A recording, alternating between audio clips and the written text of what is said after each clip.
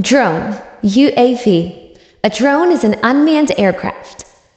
Drones are more formally known as unmanned aerial vehicles, UAVs, or unmanned aircraft systems. Essentially, a drone is a flying robot that can be remotely controlled or fly autonomously using software-controlled flight plans in its embedded systems that work in conjunction with onboard sensors and a global positioning system, which is also called GPS. UAVs were most often associated with the military. They were initially used for anti-aircraft target practice, intelligence gathering, and more controversially, as weapons platforms.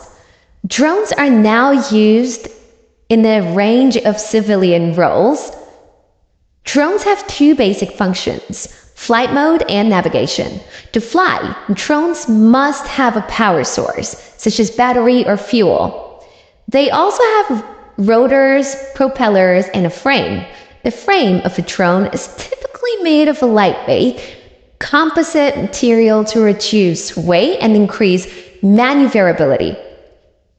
Drones require a controller, which lets the operator use remote controls to launch, navigate, and land the aircraft.